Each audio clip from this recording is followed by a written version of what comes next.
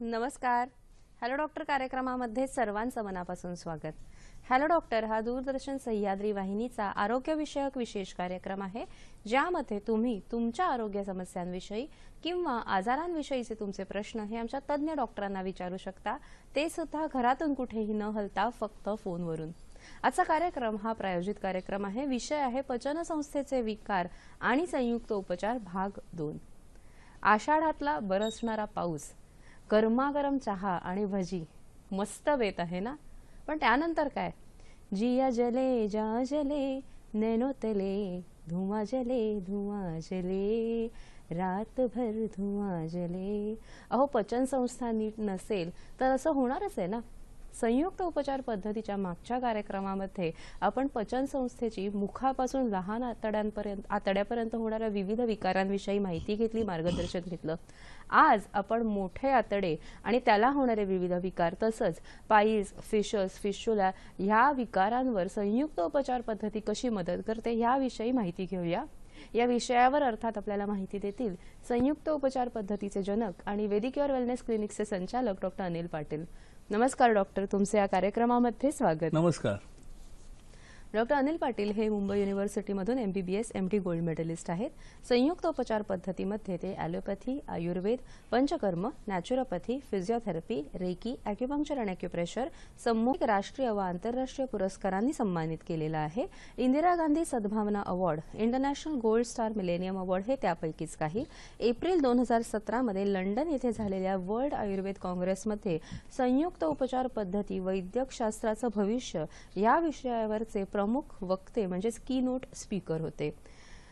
दर्शको, पचनसंस्थेचे विकार आणि संयुक्त उपचार भाग 2 असा आजच्या कार्यक्रमाचा विषय आहे. कार्यक्रमामध्ये फोन करण्यासाठी तुम्ही उत्सुक असालच. फोन करण्यासाठी लागतील आमचे दूरध्वनी क्रमांक. आमचे दूरध्वनी क्रमांक असे आहेत: 022 हा मुंबई बाहेरच्या प्रेक्षकांनी STD कोड डायल करायचा आहे. मोबाईल धारकांनी सुद्धा हा कोड डायल करायचा आहे. आमचे 2 क्रमांक आहेत. पहिला क्रमांक 24908050, दुसरा क्रमांक 24988050. या दूरध्वनी क्रमांकांवर संपर्क साधून आपण आमच्या कार्यक्रमामध्ये जरूर सहभागी होऊ शकता. जास्तीत जास्त प्रश्न आम्ही नेहमीच आमच्या कार्यक्रमामध्ये घेण्याचा प्रयत्न करत असतो, म्हणून फोन करताना कृपया आपल्या टीव्ही संचाचा आवाज कमी ठेवावा. प्रश्न हा विषयाला अनुसरून थोडक्यात आणि सलग विचारावा. याशिवाय संयुक्त उपचार पद्धतीच्या कार्यक्रमामध्ये एक विशेष सदर असतं, ते म्हणजे प्रश्नमंजुषा.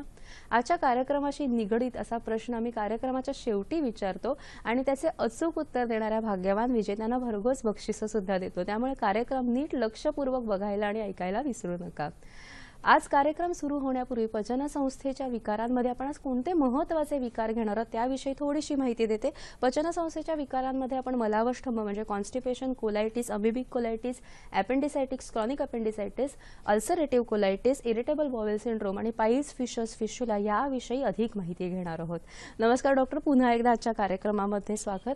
आज आपण दुसऱ्या भागाकडे वळलेलो आहोत. पहिल्या भागात आपण मागच्या वेळेस मुखापासून लहान आतड्यापर्यंत विविध विकार घेतले.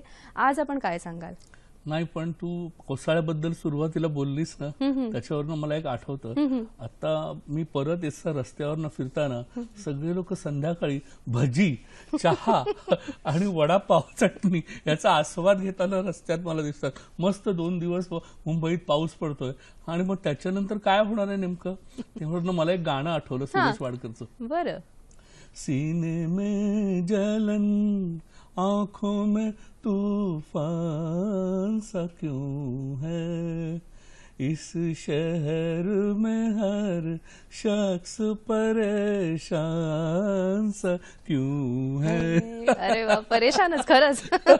म्हणजे विनोदाचा भाग याचा असा आहे की आता तुम्ही मस्तपैकी ते भजी आणि चहा आणि मग वडापाव आणि चटणी आणि मिरच्या सगळं खाणार आहात आणि त्याच्यानंतर तुम्हाला ऍसिडिटी होणार आहे, गॅस्ट्रायटिस होणार आहे किंवा ग्रहणी किंवा त्याच्या पुढचे भाग म्हणजे पोट कदाचित पाव जास्त खाऊन कॉन्स्टिपेशन होऊ Constipation होऊ शकतं शकतं. किंवा जुलाब होऊ शकतात बरोबर. किंवा बऱ्याच गोष्टी होऊ बरोबर. शकतात. तर ह्याच्याबद्दल आज आपण बोल. आणि ज्यांना पाईल्स वगैरे आहे म्हणजे मूळव्याध आहे किंवा फिशर आहे त्यांचे तर हाल विचारूच नका. खरंच, जर हे तिखट खाल्लं तर काय होतं अगदी ते बरोबर. त्यांनाच विचारा. निश्चित. आणि अशा वेळेस काय होतं सर, की आपण तात्पुरती औषधं घेतो, तात्पुरतं ह्या व्याधींमध्ये आपल्याला लक्षणांमध्ये उपशय मिळतो, पण पुन्हा पुन्हा या व्याधी होत राहतात आणि म्हणूनच कदाचित आपल्याला एक वेगळी चिकित्सा पद्धती किंवा या अनेक चिकित्सा पद्धतींचा समन्वय असलेली चिकित्सा पद्धती म्हणजे आपल्याला घेणं किंवा त्याच्यावर उपचार करणं हे जास्त संयुक्तिक ठरतं ना? पचन संस्थेच्या विकारामध्ये हाच एक मेजर इश्यू असतो.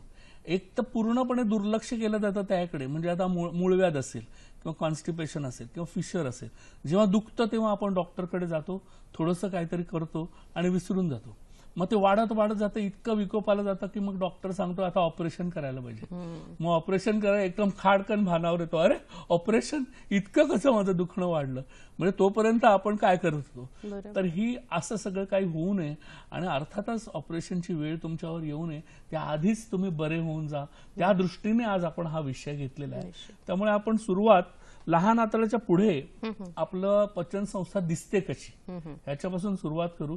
ही पहिली स्लाइड आहे. जरी त्याच्या टायटल्स इंग्लिशमध्ये आहेत तरी पण ते तुम्हाला दाखवत आहे व्यवस्थित की लहान आतड्याच्या पुढे जो पूर्णपणे मोठा भाग दिसतो असा नळीसारखा, तो नळीसारखा ट्यूब सारखा जो भाग आहे त्याला मोठं आतडं असं म्हणतात. तर ते मोठं आतडं कुठून सुरू होतं ते पहा. ते खाली अपेंडिक्स नावाचा भाग तिथे दिसतोय, असं बारीक आंत्रपुच्छ ज्याला म्हणतो आपण, तिथून ते मोठं आतडं सुरू होतं.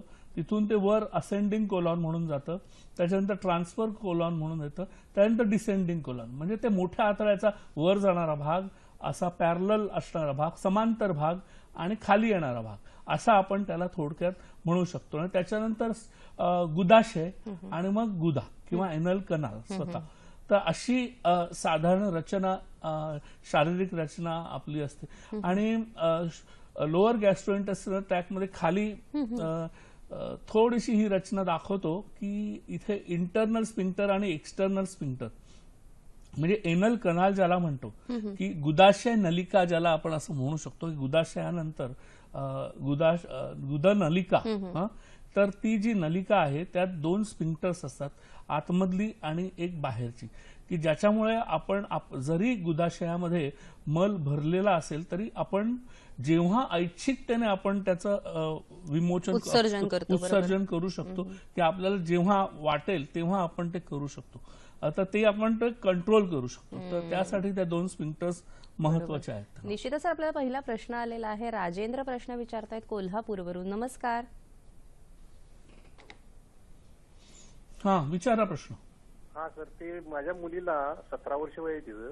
तिला डिओडिनल लिम्फेंजेक्टिस हे असं ट्रेस आउट झालेलं आहे. म्हणजे जे लहान अंतरतून वगैरे जे शोषून घेतलं पाहिजे शरीराला आवश्यक पोटॅशियम, कॅल्शियम, म्हणजे सगळेच जे पदार्थ आहेत ते म्हणजे आवश्यक शरीराला, ते शोषून घेत नाही अंतरं. ती रेअरेस्ट केस आहे असं आम्हाला सांगितलं. ॲलोपॅथीमध्ये तर त्याला काय उपचार नाही असं सांगितलं. इथं आम्ही कोल्हापुरात दाखवलं. आता त्याच्यासाठी काय नाही, तुम्ही डायग्नोसिस पुन्हा एकदा सांगा, काय सांगितलं? डिओडिनल लिम्फेंजेक्टिसिया. डिओडिनल लिम्फेंजेक्टिसिया. अच्छा अच्छा, बरं बरं. म्हणजे म्हणजे त्यांना थोडक्यात मोठ्या लहान आतड्याचा असा रोग झालाय की ज्याच्यामध्ये पचन झालेलं अन्न आतमध्ये ऍब्सॉर्ब होत नाही. पण ते अर्थात डिओडिनम मध्ये ऍब्सॉर्ब होतच नाही जास्त प्रमाणात, त्याच्यानंतर पुढे ऍब्सॉर्ब होतं. तर एनिवे ह्याच्यात आपण स्टूल एक्झामिनेशन करून त्यांची बघू शकतो की अन्न जे पचत नाहीये ते कुठल्या, आणि त्याचं किंवा प्रोटीन्स पचत नाहीत की कार्बोहायड्रेट्स पचत नाहीत की फॅट्स पचत नाहीत आणि कुठल्या स्वरूपात बाहेर पाडलं, आणि एकदा वेट लॉस आहे का, म्हणजे कॅकेक्झी आहे का, म्हणजे अस्थेनिया आहे का, म्हणजे हे 2-3 प्रकार आहेत. म्हणजे जरी अन्न पचत नसेल तर ते शरीरावर ते परिणाम करणार, वेट लॉस होणार, बरोबर. तर ते होतंय का हे सगळं नीट आपल्याला पाहावं लागेल. आणि ते पाहिल्यानंतर आपण ठरवू शकतो की कुठल्या प्रकारचं अशी पाचक द्रव्य जी आपण आयुर्वेदामध्ये देऊ शकतो, किंवा काही खास प्रकारच्या बस्ती, जसं बृहण बस्ती आहे. तर बृहण बस्ती ही अशी बस्ती आहे की ही थोडीशी अॅनाबॉलिक आहे. म्हणजे आपल्या शरीरामध्ये ऍब्सॉर्प्शन होईल अन्नपदार्थांचं व्यवस्थित, जे काही ते सोडले जातात आणि तब्येत सुधारेल अशा प्रकारची ती बस्ती आहे. तर पाचक पदार्थ, बृहण बस्ती, ॲक्युपंक्चर असे 3-4 पदार्थ हे गोष्टी करून आपण तुमच्या मुलीला ट्रीट करू शकतो. तर जरूर तुम्ही घेऊन या, आपण त्यानुसार ट्रीटमेंट करू. निश्चित. सर, जेव्हा आपण मोठ्या आतड्याविषयी बोलतो, नेमकं मोठ्या आतड्याचं काम काय असतं, कार्य काय असतं, हे सांगू शकाल का? आधी आपण छोट्या आतड्याचं म्हणजे आता पचनक्रिया होते काय, फिजिओलॉजी ते बघू.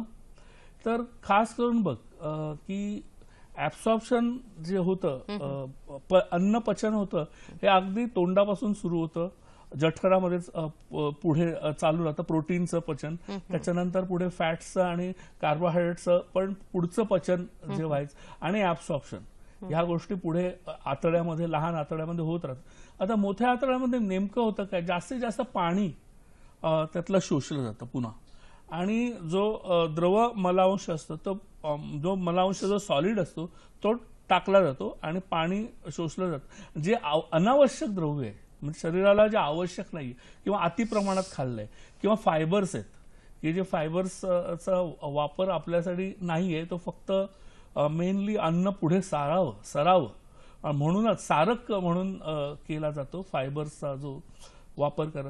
तर ते फायबर पुढे ढकललं जातं आणि मग ते सगळं जो मल आहे तो गुदामध्ये साठवला जातो आणि साठवल्यानंतर जे पूर्णपणे भरल्यावर आपल्याला भावना होते आणि त्याच्यानंतर आपण जाऊन ते उत्सर्जन करतो.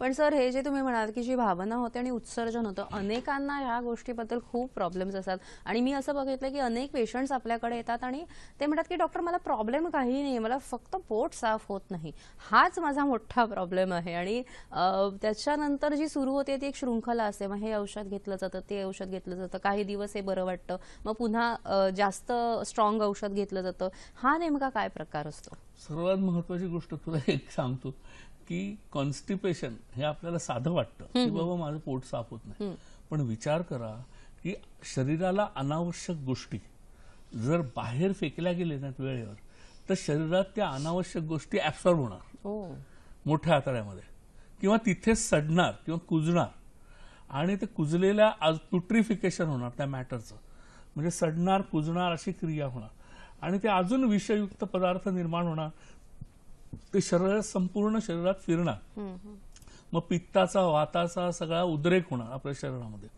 तुला एक पेशंटची गंमत सांगतो. एक पेशंट आला होता, त्याचं डोकं खूप दुखायचं, म्हणजे प्रचंड डोकं दुखायचं. तर इतकं त्यांनी वेगवेगळ्या प्रकारच्या चाचण्या केल्या की बाबा मला मेंदूमध्ये काय ट्यूमर आहे का, मला काय झालंय, मायग्रेन आहे की मला स्पॉन्डिलायटिस आहे, मला व्हर्टिगो आहे, काय नेमकं ब्लड प्रेशर आहे. त्याला सगळ्या चाचण्या, एवढी मोठी थप्पी घेऊन आला. तर एवढी थप्पी आहे, सगळी नॉर्मल आहे आणि माझं डोकं मात्र थांबत नाही. मी बोललो ठीक आहे, चल मी थोडंसं तपासलं पोटात, तर मला असं वाटतं की मला स्तंभ असावं.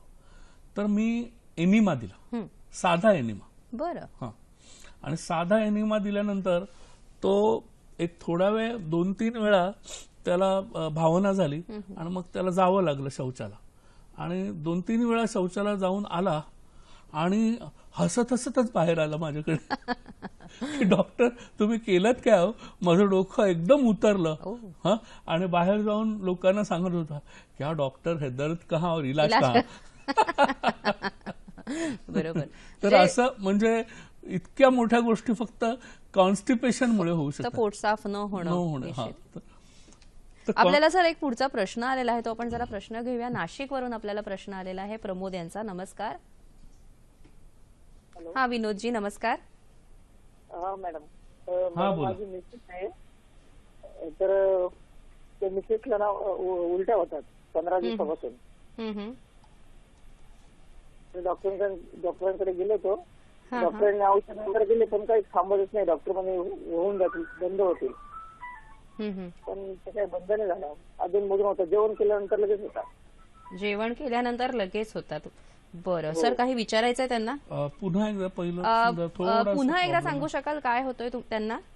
हो मॅडम, 15 दिवस. हॅलो. हा, 15 दिवस त्यांना उलट्या होत आहेत, बरोबर? आणि जेवण 15 दिवसापासून होतात.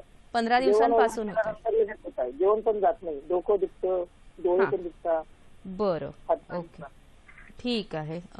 पोट साफ होत नाहीये का? पोट साफ होत नाहीये. हो हो.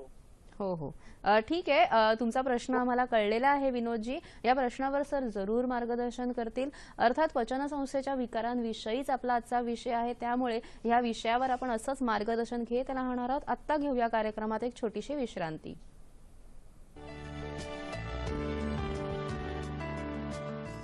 पावसाळा सुरू झाला की येतात पावसाळ्यामध्ये होणारे विकार.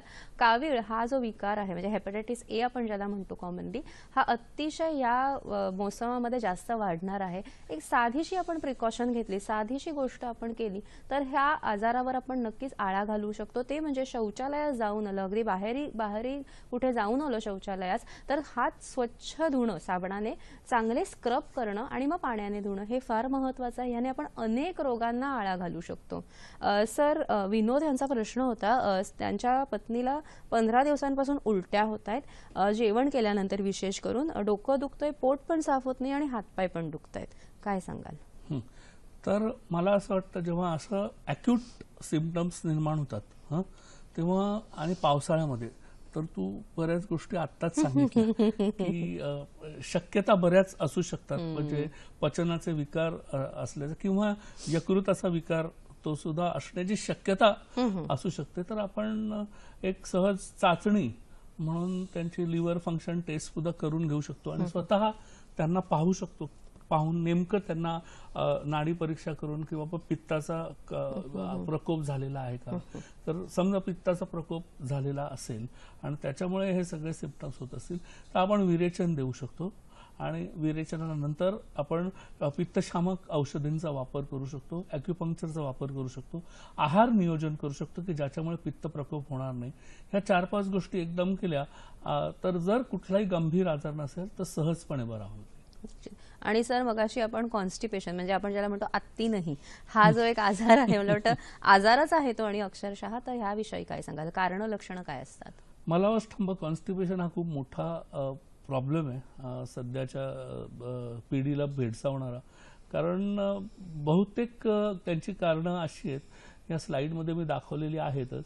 सर्वात महत्त्वाचं कारण म्हणजे विरुद्ध आहार, म्हणजे कधीही काही पण खाणं, म्हणजे पाव, मैदा, पिझ्झा, बिस्किटं ह्याचं खूप जास्त प्रमाणात सेवन, चहा, कॉफी, पुन्हा व्यायाम न करणं अजिबात, हा दुसरा कारण. मानसिक तणाव असणं हा तिसरे कारण.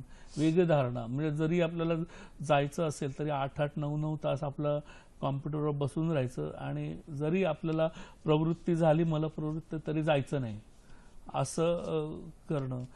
बरेच काही औषधं आहेत, रक्तदाबाची औषधं, कॅल्शियम जास्त प्रमाणात घेणं, वेदनाशामक औषधं, ह्या कारणामुळे कधी कधी इरिटेबल बाउल सिंड्रोम असतो, त्याच्याबद्दल आपण बोलणार आहे. गर्भधारणा झाल्यानंतर कॉन्स्टिपेशन होतं बऱ्याच लोकांना, कंपवातामध्ये कॉन्स्टिपेशन, अशा बरेच कारणं मला वाटतं ही कॉमन कारणं आहेत की ज्याच्यामुळे मलावस्तंभ किंवा बद्धकोष्ठ होतो. तर ह्याची लक्षणं म्हणजे साधारणतः आपल्याला मळमळतं, पोटदुखी होते, पोटफुगी होते, भूक कमी होते, डोकेदुखीबद्दल बोललोच मगाशी. रक्त पडू शकतं कधी कधी कडक संडासला झाल्यामुळे. तर ह्याच्यामध्ये खास महत्वाच्या गोष्टी म्हणजे ज्या कारणामुळे झाले ते कारण आपल्याला प्रथम दूर करायला पाहिजे. ज्या कारणामुळे कॉन्स्टिपेशन झालंय ते कारण शोधून काढायचं आणि त्याप्रमाणे त्याला वेगवेगळी ट्रीटमेंट द्यावी. निश्चित, म्हणजे मलावस्तंभ हे एका कारणामुळे न होता त्याचे विविध पैलू आहेत. मग ते आपण नीट डायग्नोज करून जर आपण उपचार पद्धती केली तर निश्चितच त्यांना उपयोग होऊ शकतो. सर, राजाराम यांचा प्रश्न आहे बुलढाण्यावरून. नमस्कार.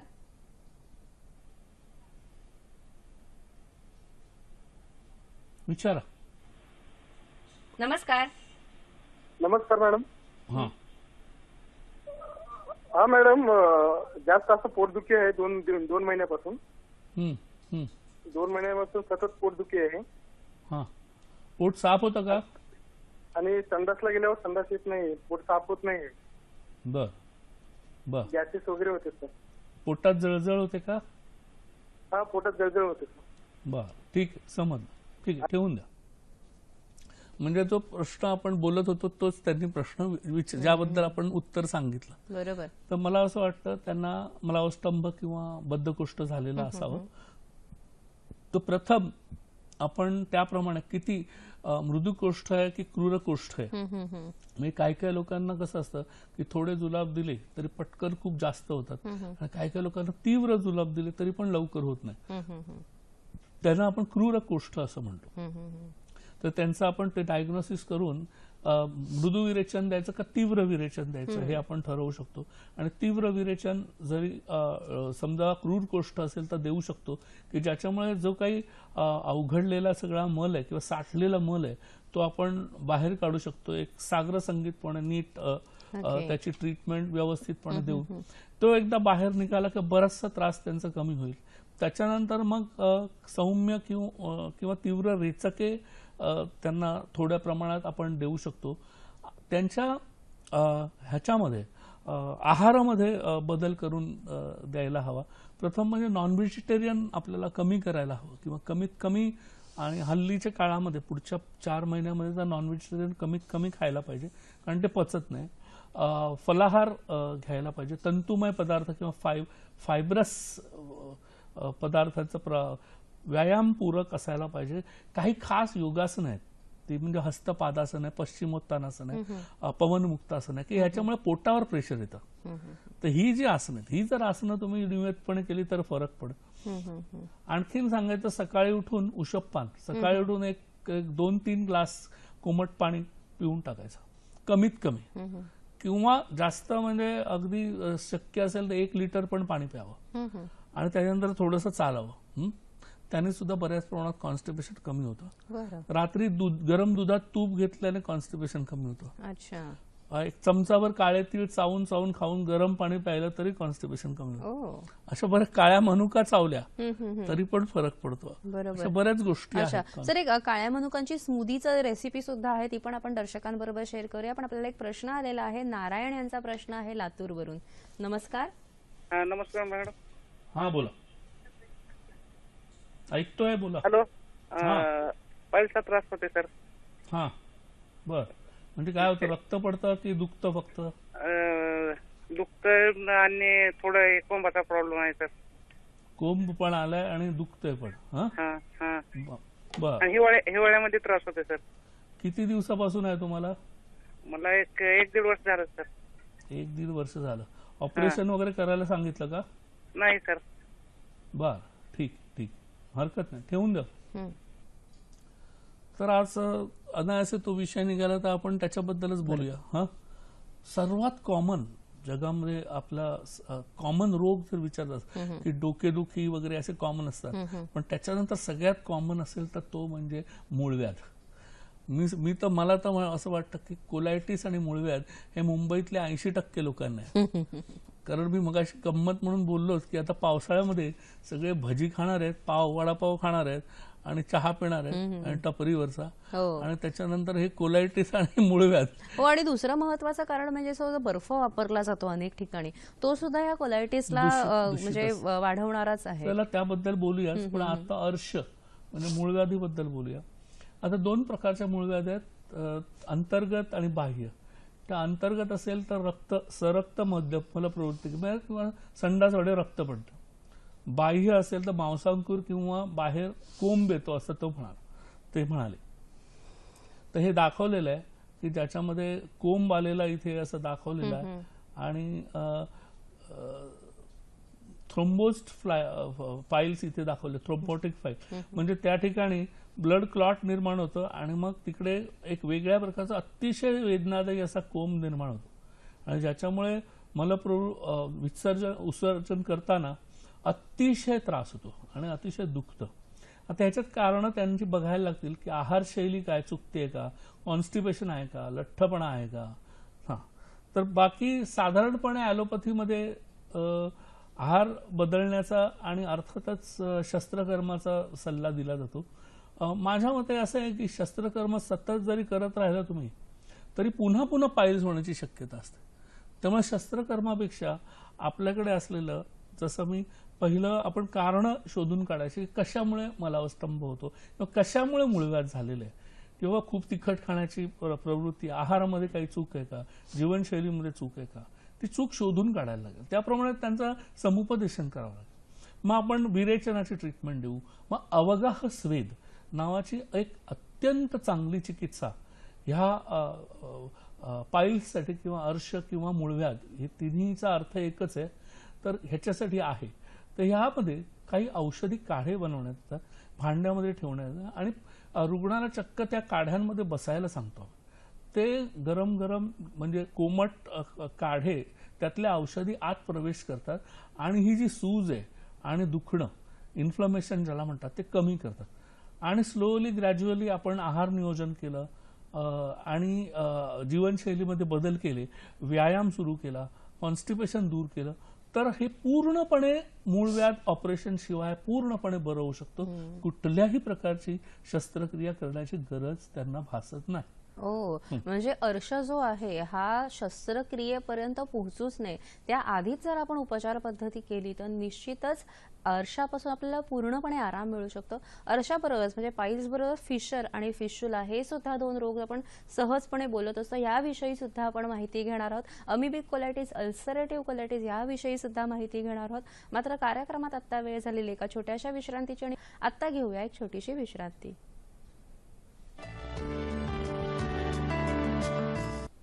मलावस्तंभ होऊ नये म्हणून काळ्या मनुकांची एक स्मूदी आपण तयार करू शकतो. काय रेसिपी आहे आपण थोडक्यात पाहून घेऊया.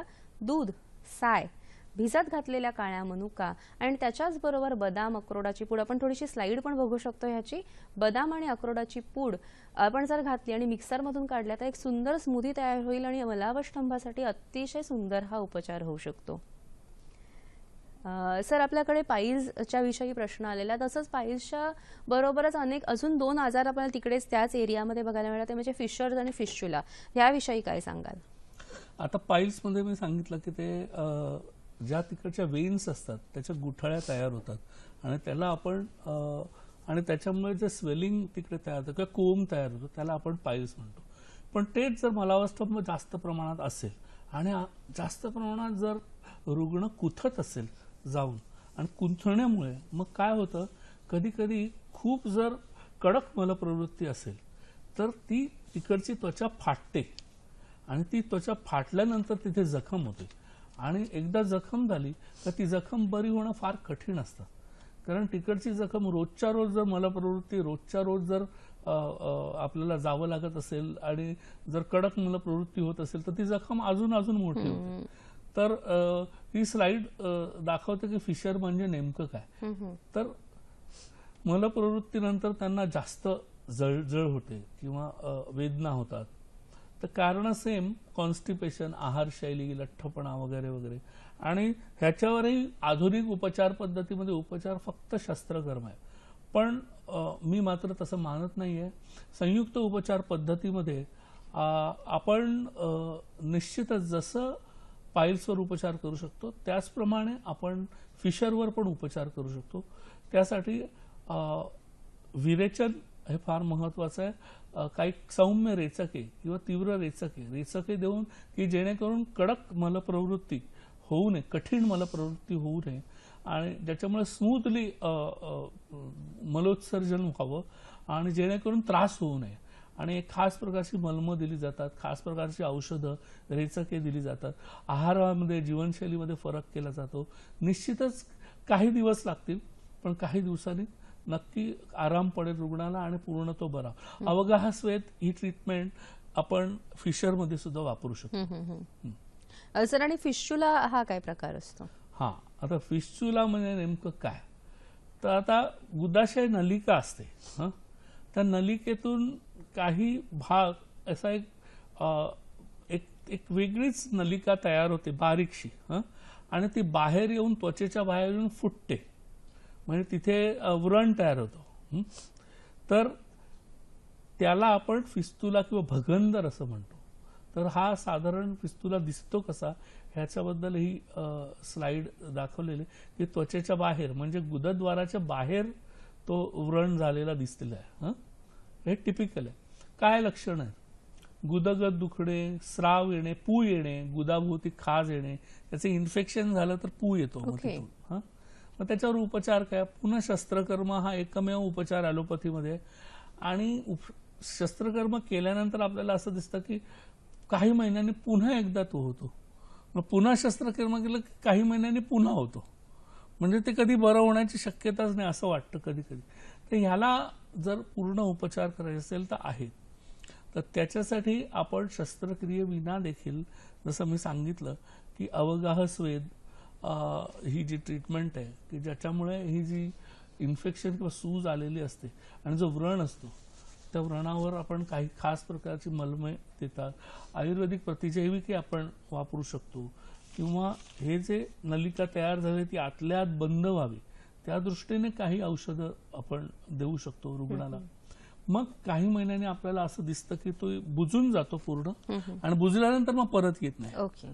त्यामुळे भगंदर सुद्धा पूर्णपणे बरं करू शकतो आपण संयुक्त उपचार पद्धतीमध्ये. आपल्याला प्रश्न आलेला आहे औरंगाबादवरून प्रश्न विचारतायत गोरख. नमस्कार. नमस्कार मॅडम. नमस्कार, बोला. हा सर, माझा प्रश्न असा आहे, माझी आई म्हणजे 70 वर्ष वय झालं, तर ते संडासच्या वेळेस पोट दुखतं त्यांचं 2 महिन्यापासून हा त्रास आहे त्यांना. बर, म्हणजे पोटात दुखून मग संडासला येते असं म्हणणं. हो हो. आणि पुष्कळ वेळा पोट दुखतं. हा, पोट दुखतं. आणि बुरडा मारून येतो, आपण मराठीत बोलतो तसं. हो सर, हमेशा मोडा मारून येतो. हा, आणि चिकट चिकट संडासला होते का? हो, चिकट चिकट होते. आणि रक्त पडतं का कधी? रक्त नाही सर. बरं, ठीक ठीक ठीक. हरकत. आता छानच प्रश्न आला, कारण आपण त्याच विषयाकडे आता आपण चाललो होतो आणि तो विषय म्हणजे कोलायटिस. तर कोलायटिस हा असा एक भाग आहे की वेगवेगळ्या कारणामुळे तो होऊ शकतो.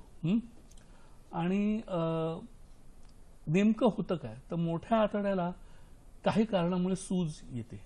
आता ती सूज कशी आहे तर निरोगी आतडं दाखवलंय आणि आतड्याला आलेली तीव्र सूज दाखवली आहे, नंतर आतड्याला आलेली अतिशय तीव्र सूज दाखवलेली आहे आणि त्यामुळे कसं आतडं बदलून गेलेलं आहे हे तुम्हाला दिसते कोलायटिसमध्ये. आता कोलायटिसचे वेगवेगळे प्रकार आहेत. आता नेमकं होतं काय कोलायटिसमध्ये, जसं त्यांनी सांगितलं की वेगवेगळे ह्यांना जो प्रकार झाला आहे त्याच्यासाठी आपल्याला ते शोधायला लागेल, ते आपण येतोच त्याच्यासाठी, त्या विषयावर बोलूया. त्याच्यामध्ये भूक मंदावते, पोटात दुखतं, पिच्छिल मलप्रवृत्ती होते, म्हणजे चिकट चिकट मलप्रवृत्ती होते, रक्तस्रावासकट मलप्रवृत्ती होते, अपचन होतं, ताप येतो. तर आपण निदान कसं करू शकतो? सगळ्यात सोपा भाग आहे म्हणजे पहिलं स्टूल एक्झामिनेशन करणं. त्याच्यात आपल्याला बऱ्याचसं कळू शकतं की काय एक्झॅक्टली झालं. स्टूलमध्ये जर आपल्याला अमिबा वगैरे मिळाले तर आपण म्हणू शकतो की अमिबामुळे अमांश झालेला आहे किंवा कोलायटिस झालेला आहे. इतरही त्याची काही कारणं आहेत, त्याच्याबद्दल आपण बोलूयाच, की ज्याच्यामध्ये मग आपल्याला दुर्बिणीद्वारे आतमध्ये पाहावं लागतं की नेमकं झालं, तर त्यांनी आपल्याला निदान करता येतं की कुठचा प्रकार. तर आता सगळ्यात कॉमन मी काही सांगितलं की अमेबिक कोलायटिस असू शकतो त्यांना, ज्या औरंगाबादच्या ज्या बाई आहेत त्या ज्यांनी प्रश्न विचारला स्टूल एक्झामिनेशन मध्ये कळेल आणि त्याप्रमाणे आपण अँटी अमेबिक ट्रीटमेंट त्यांना दिली आणि त्यांना बरं वाटलं तर विषय संपला.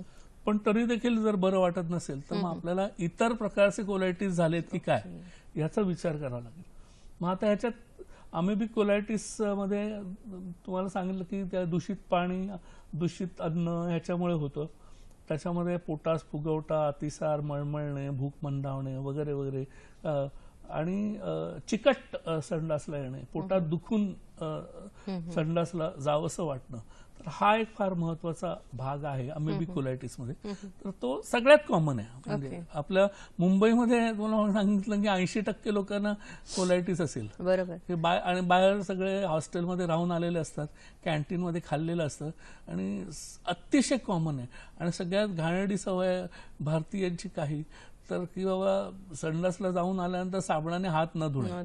बरोबर बरोबर, की ज्याच्यामुळे हे अगदी लगेच एका दुसरं ना अख्ख्या घराण्यांना असतो कोलायटिस.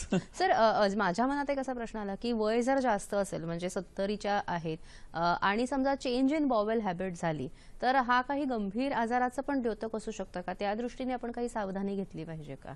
नाही, मग रक्त पडत असेल किंवा काय आपण स्टूल एक्झामिनेशन करायचं बेस्ट.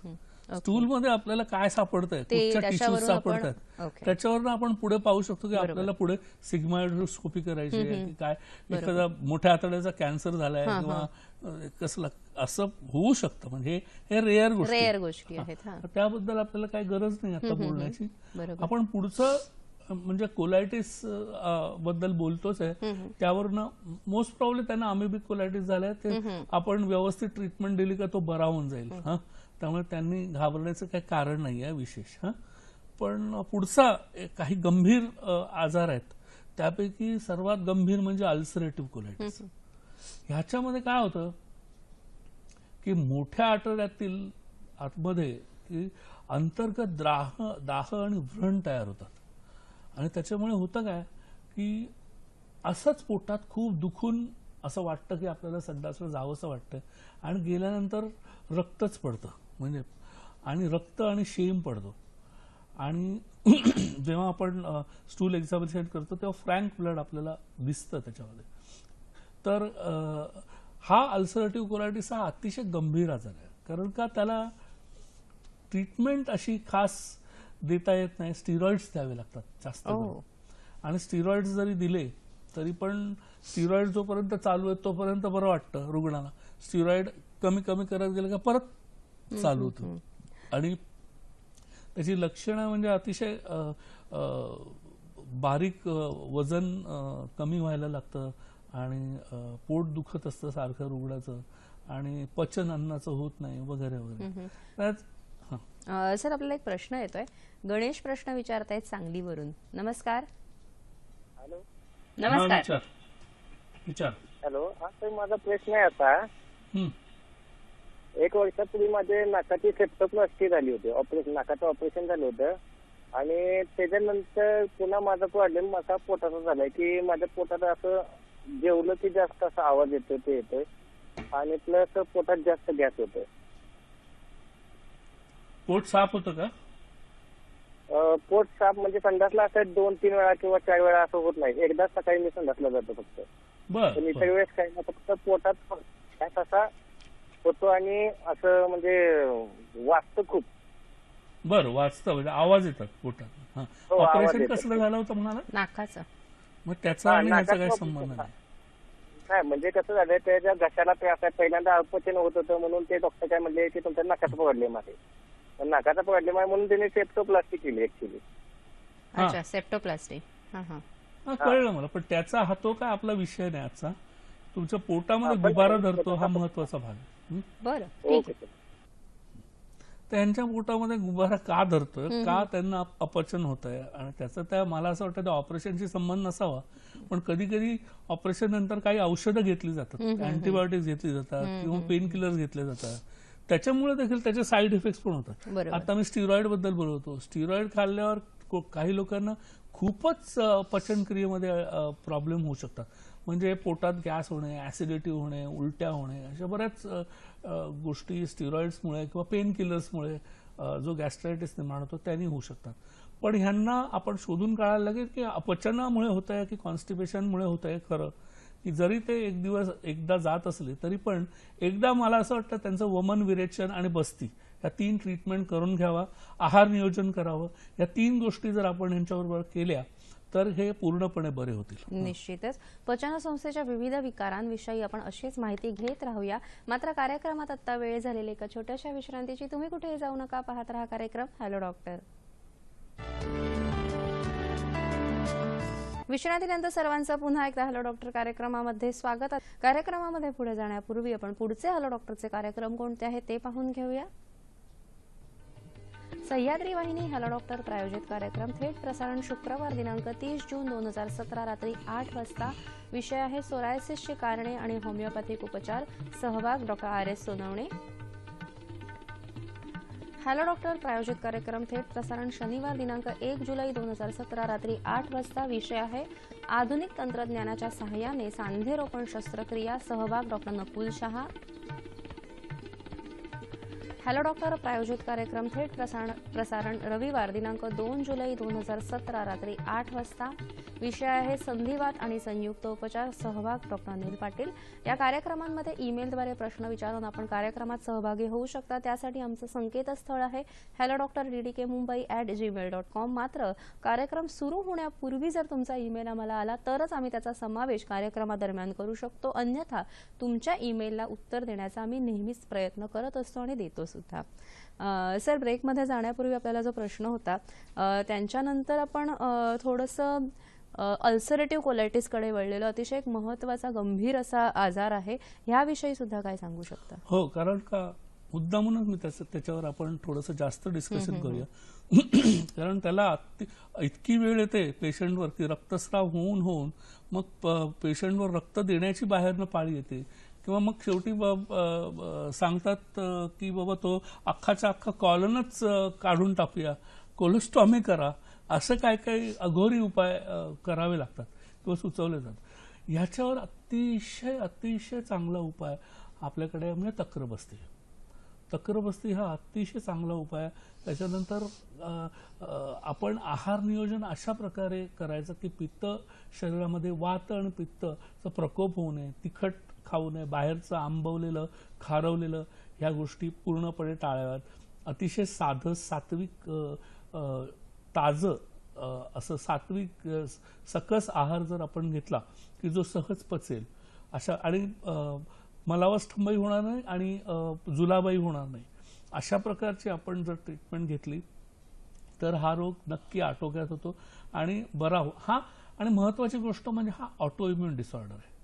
याच्याबद्दल मला मुद्दामून सांगायचं. ऑटो इम्युन म्हणजे काय की ज्याची कारणं आपल्याला माहिती नाही, रोगप्रतिकारक शक्तीमध्ये बिघाड उत्पन्न झाल्यामुळे झालेला रोग असं साधारणपणे ढोबळमानाने आधुनिक वैद्यकशास्त्रात म्हणतात. पण आयुर्वेदाला मात्र त्याची कारणं माहिती आहेत. आयुर्वेद म्हणतो तुम्हाला ऑटोइम्युन डिसीज तुमच्या चुकीच्या आहार पद्धतीमुळेच झालेला आहे. चुकीची आहार पद्धती म्हणजे काय? विरुद्ध आहार करणे. तर विरुद्ध आहार जर तुम्ही करत असाल, विरुद्ध आहार विविध प्रकारचे आहेत. आपण चुकीच्या सीझनमध्ये चुकीचं खातो, हा सुद्धा विरुद्ध आहार एक प्रकारचा. आजकाल असं झालंय की आपण दिवस रात्र नॉन व्हेजिटेरियन खात असतो, दिवस रात्र मैद्याचे पदार्थ खातो, बिस्किटं खातो, पिझ्झा खातो, अवेळी खातो, कधीही खातो आणि कशाबरोबरही काहीही खातो, दुधाबरोबर फळं खातो वगैरे वगैरे वगैरे. ह्याला आपण विरुद्ध आहार असं म्हणू शकतो. तर हे विरुद्ध आहार अतिशय प्रमाणात जास्त झाल्यामुळे अशा प्रकारचे रोग वाढत चालले. आणि त्याचबरोबर मला अजून एक रोग त्याच्याबरोबर सांगायचा आहे, पण त्या प्रश्नानंतर आपण प्रश्न घेऊया एक. सर, महादेव प्रश्न विचारतायत कोल्हापूरवरून. नमस्कार. नमस्कार. हा, मला सकाळी संडासला 2-3 वेळा जायला लागते. बर, एकदम पोट साफ होत नाही. बरं, पण पोटात दुखतं का? हा, पोटात दुखून येतं का? दुखून काय नाही. बरं, कडक होते का? कडक वगैरे काय नाही, एकदम साफ होत. बरं, मग तुम्हाला ही नेहमीची सवय आहे का? नेहमीच होय. आणि 3 वेळा गेल्यानंतर असं वाटतं का की साफ झालंय म्हणून? 3 वेळा होल्यानंतर साफ होतं वाटतंय. बा, ठीक, हरकत नाही. मला असं वाटतं त्यांना एकदा विरेचन द्यायला पाहिजे आणि पूर्ण कोठा साफ करून घ्यायला पाहिजे आणि आहार नियोजन करायला पाहिजे. जर आहारामध्ये काय घेतात, त्याच्यामध्ये फायबर्स आहेत की नाही, पाण्याचं प्रमाण किती आहे, त्याच्यानंतर त्यांचं एकूणच जीवनशैली कशी आहे, व्यायाम करतात की नाही, ह्या सर्व गोष्टी जर एकत्रितपणे केल्या तर ह्यांचा प्रॉब्लेम सहजपणे. आपण थोडक्यात स्लाइडमध्ये काही आहार किंवा योगासन आपण दाखवू शकतो का? म्हणजे आहार नेमका कसा असावा, म्हणजे या प्रकारच्या पचनसंस्थेचे विकार होऊ नयेत आणि झाले असतील तर त्याविषयी आपण थोडक्यात जाणून घेऊया. म्हणजे आता मी थोडक्यात अपथ्य सांगतो की काय खाऊ नये. म्हणजे कुठलं खाल्ल्यानंतर कॉन्स्टिपेशन होतं तर त्यापैकी हे कॉन्स्टिपेशन करणारे पदार्थ आहेत इकडे वरती दिलेले. पण असं नाही की हे सरसकट खाऊ नये, कमी प्रमाणात खावे. कळलं की? तर हे बाजरी, कोळी, शिमला मिरची, शिळे ताक, दही, मांसाहार वगैरे वगैरे, कच्चा कांदा, ह्या सगळ्या गोष्टी जर तर आपल्याला साधारण कॉन्स्टिपेशन किंवा आहारविषयक प्रॉब्लेम्स होतात. पण ह्या जर वस्तू खाल्ल्या पथ्य तर ते होत नाही असं दाखवलं. तर तुम्ही लिस्ट मोठी आहे, त्यामुळे तुम्ही फोटो काढून घेऊ शकता त्याचे. बरोबर. आणि सर ह्याच्याबरोबर एक महत्वाचा आजार म्हणजे इरिटेबल बॉवेल सिंड्रोम, हा पण एक अतिशय भेडसावणारी समस्या आहे आणि यावरचा ठोस उपाय आपल्याला मिळत नाही. तर ह्याविषयी काही आपण सांगू शकतो का? परत तेच ना, ऑटो इम्युन डिसऑर्डर. ओके. मगाशी मी एक गोष्ट विसरलो बोलायला, मला ती सांगायची होती, म्हणजे फूड अलर्जी. म्हणजे बऱ्याचशा लोकांना हे अन्न खाल्ल्यानंतर अलर्जी निर्माण होते, उलट्या होतात किंवा ते पचत नाही. तर त्या दृष्टीने पण आपल्याला पाहायला लागतं की तुम्ही तुमच्या प्रकृतीप्रमाणे खाता की नाही. हा गोष्ट तुम्ही विरुद्ध आहार तर करत नाहीये ना, तर कशामुळे कुठल्या फूडची अलर्जी निर्माण झालेली आहे. तर ह्याला आपण संपूर्ण पंचकर्म करून, आहार नियोजन करून ती फूड अलर्जी घालवू शकतो, हे सांगावंसं वाटतं. दुसरा ऑटो इम्युन डिसऑर्डर म्हणजे इरिटेबल बाउल सिंड्रोम. ह्याच्यामध्ये कधी कधी काय होतं, कधी कधी पोटात दुखतं, कधी कधी जुलाब होतात, कधी कधी बद्धकोष्ठता येते, असं काहीतरी विचित्र लक्षणं दिसून येतात किंवा पोटात दुखून येतं, जावंसं वाटतं आपल्याला आणि तिकडे गेल्यानंतर चिकट होते किंवा होत नाही. त्याला बरीच कारण आहेत. आंतराची किंवा आतड्याची अतिसंवेदनशीलता, मानसिक तणाव, कारण हा मनोशारीरिक विचार, अन्नाची अलर्जी मी आता बोललो तसं, फूड अलर्जी, जीवाणू संसर्ग, अशा बऱ्याचशा गोष्टी जर असतील तर आपल्याला आयबीएस आहे असं आपण वर्षानुवर्ष लोक आयबीएसने सफर करतात. पण मला असं वाटतं की आयबीएस संयुक्त उपचार पद्धतीमध्ये पूर्णपणे बरा होऊ शकतो. ह्याला जर आपण प्रॉपर जर ट्रीटमेंट दिली आयबीएसला, तर आणि मनोशारीरिक त्याचा जो भाग आहे तो जर आपण आपल्या तंत्राने जर दूर केला तर आयबीएस बरा होऊ शकतो. त्यात ॲक्युपंक्चर पण खूप महत्वाचं. ओके. दिनांक 4 जून 2017 रोजी झालेल्या कार्यक्रमाचे भाग्यवान 3 विजेत्यांची नावं घोषित करण्याची आता वेळ झालेली आहे. नावं खालीलप्रमाणे आहेत. प्रथम बक्षीस शोभा शिंदे पेण, द्वितीय बक्षीस मालिती चंद्रमोहन आयुटे नाशिक, तृतीय बक्षीस शेठ पुणे. ज्या लोकांनी अचूक उत्तर पाठवलं आहे पण बक्षीस मिळाले नाही त्यांनी निराश होऊ नये. बरोबर उत्तर पाठवणाऱ्यांसाठी वेदिकेअर वेलनेस क्लिनिक्स आणि हॉस्पिटल्सच्या वैद्यकीय अधिकाऱ्याकडून एक मोफत कन्सल्टेशन मिळेल. कार्यक्रमात स्पर्धेसाठी विचारण्यात येणारा प्रश्न आहे, फिशर आणि फिस्टुला या व्याधीमध्ये कोणती उपचार पद्धती उपयुक्त ठरते?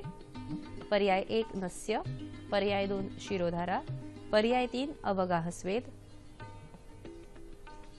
SMS साठी क्रमांक 9819353720. अचूक उत्तर पाठवण्याची अंतिम तारीख आहे 27 जून 2017 रात्री 8 वाजेपर्यंत. प्रश्नाचे अचूक उत्तर देणाऱ्या विजेत्यांना वेदिकेअर वेलनेस क्लिनिक्स आणि हॉस्पिटलतर्फे विशेष भेट देण्यात येईल. अशा सर्व विजेत्यांमधून लकी ड्रॉ पद्धतीने निवड केलेल्या आमच्या खास विजेत्याला प्रथम पारितोषिक ₹2,500, द्वितीय पारितोषिक ₹1,500, तृतीय पारितोषिक ₹1,000 चे गिफ्ट हॅम्पर देण्यात येईल. या विजेत्याचे नाव पुढील महिन्याच्या कार्यक्रमात जाहीर करण्यात येईल. याच कार्यक्रमाचा पुनःप्रक्षेपण होईल सोमवार दिनांक 10 जुलै 2017 सकाळी 9 वाजता.